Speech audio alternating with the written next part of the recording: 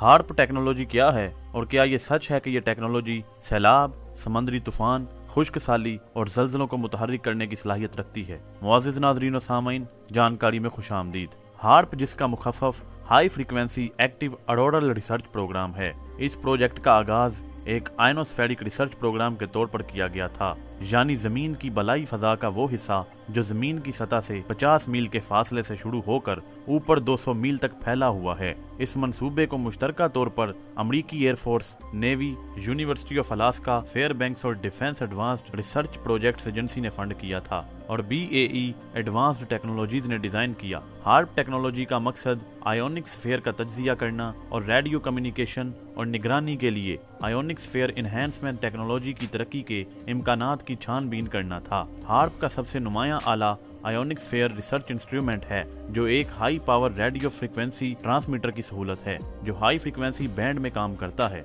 IRI को आर्जी तौर पर आयनोस्फीयर के महदूद इलाके को उकसाने के लिए इस्तेमाल किया जाता है। हार्प टेक्नोलॉजी पर काम 1993 में शुरू हुआ था। 2008 तक हार्प ने टैक्स से चलने वाली तामीरात और ऑपरेटिंग अखराजात में तकरीबन $250 मिलियन खर्च किए थे।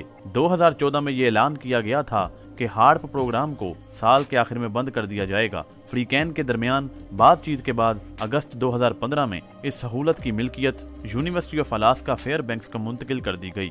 माहिरीन और मुबस्सिरीन का ये कहना है कि हार्प मौसम को हथियार बनाने की सलाहियत रखता है। रोजली बर्टल, जो एक अमरीकी साइंसदान और मुसन्निफ था, उसने 1996 में हार्प की फौजी हथियार के तौर पर तैनाती के बारे में खबरदार किया था। मिशेल चोसोडोस्की, जो कनाडा का माहिर मुआशियात और centre for research on globalisation का सदर है, उसने एक किताब में लिखा था कि हालिया साइंसी शवाहिद से पता चलता है कि हार्प मुकम्मल तौर पर काम कर रहा है और सैलाब, समंदरी तूफान, खुश्क साली और जल्जलों को मुतहर्रिक करने की सलाहियत रखता है।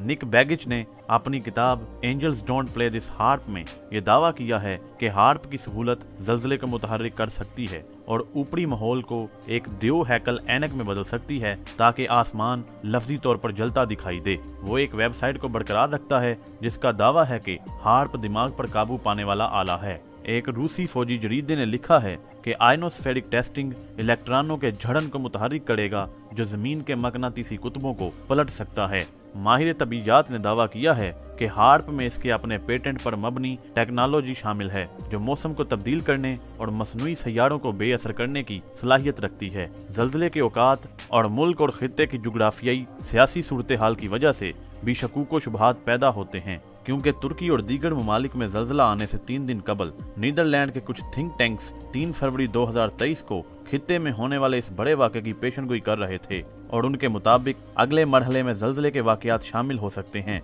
इस हकीकत को भी नजरअंदाज नहीं किया जा सकता कि मज़कूरा जल्जला उर्दन, लबनान और सनोबर जैसे खितों में आया, लेकिन हैरत अंगेज तौर पर उसने इजराइल की सरहदों को भी न छुआ। इसके साथ ही जल्जले के वक़्त अमरीका और इत्तेहादियों के कुछ सफारतकार खित्ते में मौजूद नहीं थे। ये बात भी बड़ी तशवीश के साथ नोट की जाती है कि गुज़िश्ता 2 दहाइयों के दौरान दुनिया भर में तमाम कुदरती आफात शिद्दत और मुद्दत के लिहाज से बढ़ रही हैं और साथ ही साथ कुदरती तौर पर नहीं बल्कि मौसमियाती कंट्रोल या तरमीमी मिसाल के तौर पर हेटी में 2010 का जल्जला, 2010 चिली का जल्जला और सुनामी, 2011 जापान का जल्जला और सुनामी, 2006 फिलिपाइन में बड़े पैमाने पर सुनामी, पाकिस्तान में 2010 और 2023 के सैलाब मशकूक और मुतनाज़े होते जा रहे हैं। साबिक ईरानी वज़ीर आज़म महमूद अहमदी और वेनेज़ुएला के सदर हुगो चावेज़ ने वाज़े तौर पर इन आफात और इसके मुस्तकबिल के संगीन नताइज के लिए हार्प टेक्नोलॉजी को जिम्मेदार ठहराया है। मज़ीद वीडियोस देखने के लिए जुड़े रहें जानकारी के साथ। चैनल को सब्सक्राइब करें